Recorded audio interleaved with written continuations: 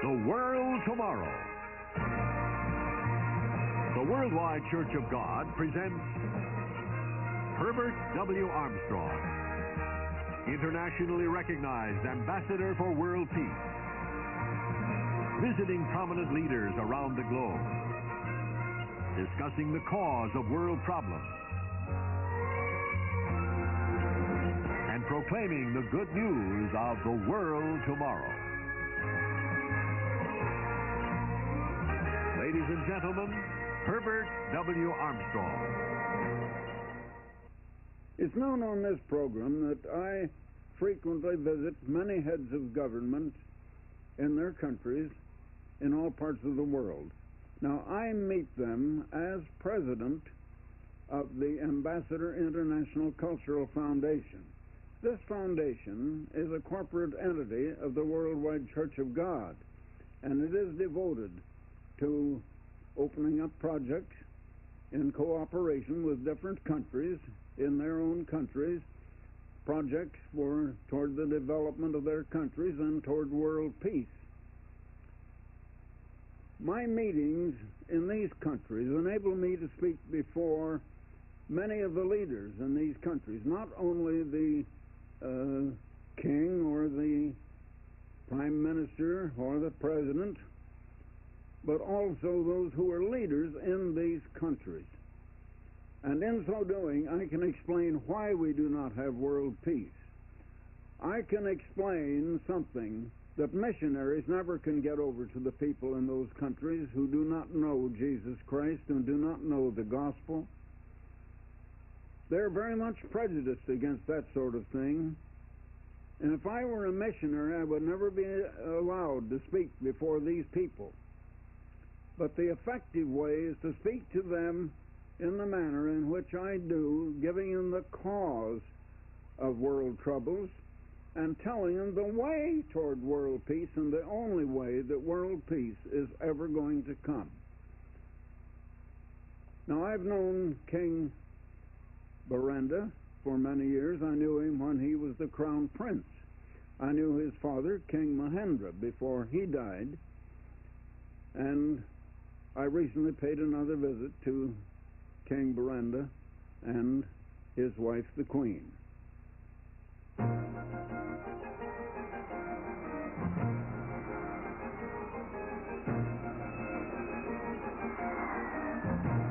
Mr. Armstrong flew into the capital city of Nepal, Kathmandu, nestled in an expansive valley surrounded by the towering Himalayas. At Tribhuvan Airport, he was met by the Foreign Secretary Vishwa Pradhan and Major General Aditya Rana, aide-de-camp to the king. Next day, he visited Kathmandu's exhibition grounds, where Major General Rana had arranged a display of Nepal's development program. And the whole population is spread all over the mountains. Before a large relief map of the entire country, Major General Rana showed how Nepal's rugged terrain was a barrier to communication and development. Nepal has been called the prisoner of its own geography. Although only 54,000 square miles in area, about the size of Arkansas or Tennessee, it has some of the world's most varied and rugged terrain. Most of the 16 million population live in isolated valleys, cut off from their neighbors by the mountains and hills that cover most of the country. The first airplane did not land in Nepal until 1951, and it was several more years before the country was linked with its neighbors by road. Even today, as more roads are built, communication is difficult, and much of the country can still only be reached on foot. Never far away are the Himalayas, the highest mountains on Earth. These wastelands of ice and rock cover 1/3 of Nepal. Towering over them all is Mount Everest at 29,028 feet, the highest point of the Earth's surface. But in spite of its isolation, Nepal has its share of problems. The population, now about 16 million, is rising steadily. Nepal has one of the world's highest birth rates, and already 40% of the population is under the age of 14. Poor communications and lack of development trap most of the people in a life of poverty and illiteracy. They are subsistence farmers, conservative, tough, fiercely independent, and suspicious of change. Most belong to the Hindu or Buddhist faith. Their deep religious faith dominates the land. It has been said that there are more gods than humans and more temples than houses. To visit Nepal is to step back into time. But the leaders of Nepal know that if their nation is to survive, it cannot remain a living museum. Nepal must be led cautiously into the 20th century. This is the challenge that faces the leaders of Nepal today. Nepal's head of state is His Majesty King Birendra Bir Bikram Shah Dev. He ascended the throne in 1972 upon the death of his father, King Mahendra, whom Mr. Armstrong had met the previous year.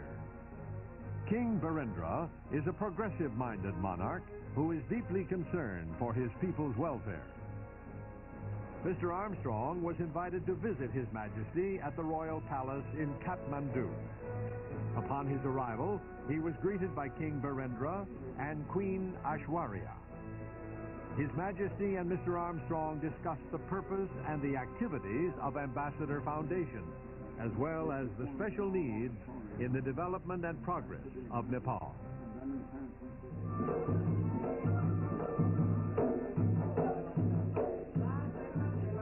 On the last evening in Kathmandu, Mr. Armstrong attended a banquet.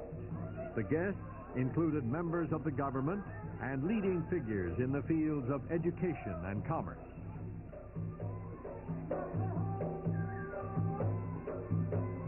After a program of traditional Nepalese singing and dancing, Mr. Armstrong was invited to explain to the guests the purpose of his travels as an ambassador for world peace. And I had the greatest honor to welcome him and say, "You're very welcome to my country."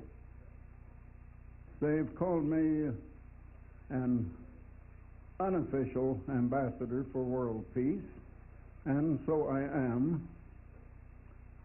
But let me say that there has to be a reason why we don't have peace. And you cannot have peace until there is something that will cause that peace. And there has to be a reason why something has caused us to have just the opposite of peace in this world today. And I'm afraid so many don't understand that. Now, in the world today, there are many different ideologies and philosophies and religions, and everybody seems to think that their own, of course, is the right one and the only one that is true and correct. And I did not come to bring any religion or philosophy or ideology, state a few facts that are facts. We do not have peace and will not have peace until human nature has been changed. There has to be a reason why we don't have peace.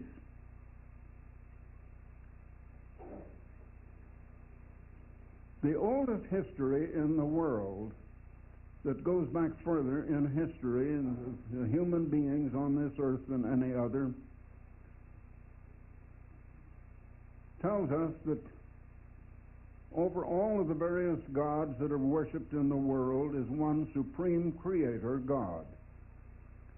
That he created the first human being on this earth. The man was offered immortal life, but he rejected it. Before him was the opportunity to choose good and evil for himself. The alternative was to choose to recognize his Creator, to simply become one with his Creator until he would be dependent on his Creator, and he would rely on his Creator for the knowledge of how to live, of what is good as well as what is evil. But this first man decided that he would just take to himself the knowledge of good and evil. He would decide for himself what is good and what is evil. And he rejected any reliance on his Creator, and so he and his children soon forgot about the Creator, and they have forgotten about him until this day. And so they formed many different nations. Now, what he did take to himself was the knowledge of good and evil, and there is good in human nature as well as evil, but even the human good can mount up only to the level of self-righteousness. I have often said that perhaps one of the best forms of good that we know in human life is mother love, the love that a mother has for her child. But I wonder if we ever stop to think that even that love is selfish. She loves that child because it is hers, she bore it, and she doesn't love other children in the same way. It is selfish, even though it is good. And the highest good that man has been able to have, except what he might have had as a gift from his Creator, is self-righteous good, good within himself. Now, we have a great deal of that in the world. We have in the world many upstanding people of high ideals, good principles, high morals, and they only want to do good. I want to do good. I am an unofficial ambassador for world peace, yes, but I have not brought world peace, and ladies and gentlemen, I am not going to bring world peace by myself. I can't change human nature. We do not have peace because people are not living the way of peace. I know in our Western world, we have a world of awesome progress. We send men to the moon and back. We send unmanned spacecraft to the surface of Mars with cameras that photograph the surface of Mars and send those photographs back to the United States.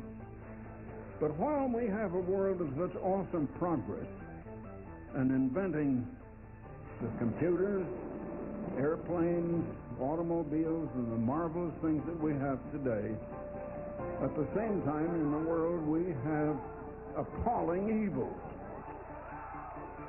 with men and women jealous of one another, having an attitude and a spirit of competition one against another, selfishness. This first man started out on the selfish course that I like to simply state in such simple language that everybody can understand it. I say it is the philosophy of get. There are just two broad philosophies in life, actually, in the broadest sense. One I state as get, take for yourself and take away from others, and get for yourself, selfishness. And the other is give, cooperate, help, and be concerned for the good and the comforts and the pleasures and the welfare of others.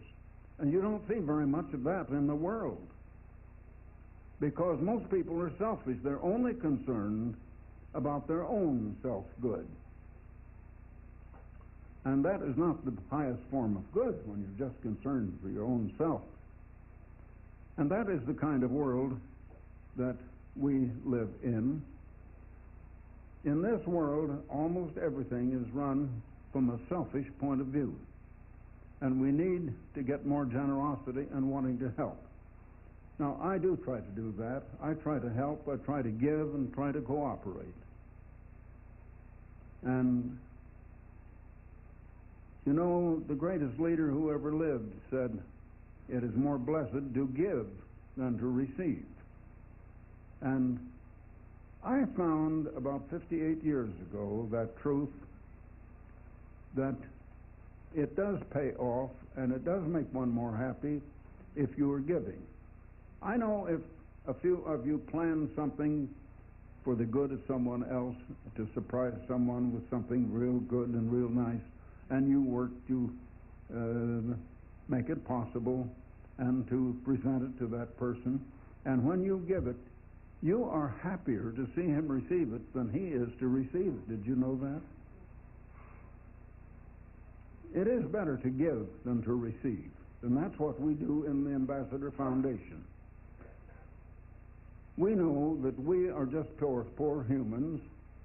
We're not able to solve all of humanity's problems. We want to help. We want to give. We want to cooperate. And I came here to do that. The first man rejected reliance on his Creator and direction from his Creator. And the result is that his children, born from him, have grown now into many nations all over the world. They started out with three general types of races, the yellow and the black and the white, and there have been mixtures, and now we have different nations all speaking different languages. And yet all wars have come because of selfishness and because human minds can't agree with other human minds, and there is conflict between one mind and other minds, and between one group and other groups, and between one nation and other nations. And so we find that people go to war, and wars don't settle these things. They never have, they never will. Now, I'm not going out to crusade and just stop all wars. I can't do that. I have enough sense to know that I can never do that. And there is no man on earth who can. It is only the great Creator who can, and it's because we do not rely on the Creator for the knowledge of how to live and how to do, and because we just look to ourselves, that we find we're helpless before our problems. The world does not know how to live because it does not rely on the great Creator that is above all the gods and above all that is worshipped, above all of the ideas of human beings. But most human beings know nothing of that God. I can just tell you that God is a God of love. He loves everybody on the earth, and He is going to intervene in due time, and that time is going to be soon. He is going to let this world learn its lesson first. And this world is going to get into more trouble than it is in now. Instead of peace, we're going to have more wars than we have ever had. And we are soon going to have the nuclear war that could erase all human life from this earth. And I say to you on the authority of that great God that that war is definitely going to come. And unless that God does exist, the God who is supreme above all gods, and unless He does intervene and save all humanity from ourselves, all human life would be wiped out of existence, and not a man, woman, or child would be left alive on the face of this earth. But I say to you on His authority that that great God is going to intervene. He is going to come and give us peace and save us from ourselves, because we humans would destroy ourselves. Human scientists have now invented, and governments have produced, the weapons of mass destruction that can erase all human life from this earth. And the greatest scientists and the greatest leaders in the world acknowledge that once a nuclear war starts, it can never be stopped. And if it goes on, it would end all humanity. And that's the world you people are living in. But the great God is going to intervene. Now, I'm not here to sell you on anything or on any religion. I'm just here to tell you, and you are being told, that God does love all of us in spite of ourselves, and in due time He will intervene, and He will give us all the truth. And those of us who think we have the truth and don't have it are going to wake up and find the real truth after all. I'm not trying to convince anybody of anything, I'm just telling you. But I do speak with authority, and it will come to pass. As I was saying, in Nepal, God Almighty will intervene in the coming nuclear war that would destroy all humanity. And at that time, He will send Jesus Christ to stop it and to prevent the annihilation of human life and to bring us world peace. Now, I have a special booklet that I would like to send you explaining about world peace, how it will come, how the eternal God is going to bring us world peace after we have learned our lesson. World peace, how it will come. It will open your eyes. It will give you facts you don't realize and you have never known about the condition in the world and how peace will come. Now, in line with that, I have another booklet also touching on something I mentioned in this address in Nepal, on human nature. Did God create human nature? How did we come to have human nature? That is a mystery that very few people have ever understood, and this book will open your eyes. It will absolutely open your eyes to something you never realized before, how we came to have human nature. Now, there's no charge. We don't request money. There'll be no follow-up, and no one's going to call on you, but you may have them by just telephoning and calling in or by writing. And also, we will put you on the subscription list and give you a full year's subscription to the world's greatest magazine, The Plain Truth, with now well over 7 million copies of circulation going out monthly, beautifully illustrated, The Plain Truth. The cover story in this issue is, after 40 years, United Nations signers speak out. Now let me show you some of the other articles that are in this magazine. I attended this 40th anniversary conference myself. I was one of 4 who had been there at the original conference. I have an editorial in this issue on this 40th anniversary conference of the United Nations. Next is an article on the cover story of how the United Nations original signers speak out. Next article, Who and What is God? Just who and what is God? That is Chapter 1 being reprinted in The Plain Truth, Chapter 1 of my new book, Mystery of the Ages. So that whether you have the book or not, you can read the first chapter here in The Plain Truth. Now comes another article, What Most Taxpayers Have Not Been Told. Then here's an article on violence in sports. Is there a better way? You certainly need to read that, then everybody needs to understand about it. Then comes an article on religion. The question is religion just for women? Is religion just for women? You need the Plain Truth magazine. You have a year's subscription, no subscription price whatsoever, and we do not beg for money on the air. So you just send me your request, Herbert W. Armstrong. That's all the address you need at Pasadena, California. Herbert W. Armstrong, Pasadena, California, 91123. Or, better yet, just go to the telephone right now and call this free call, 800-423-4444. So until next time, Herbert W. Armstrong, goodbye, friends. For the free literature offered on this program, write Herbert W. Armstrong, Pasadena, California, 91123. In Canada, Box 44, Vancouver, BC.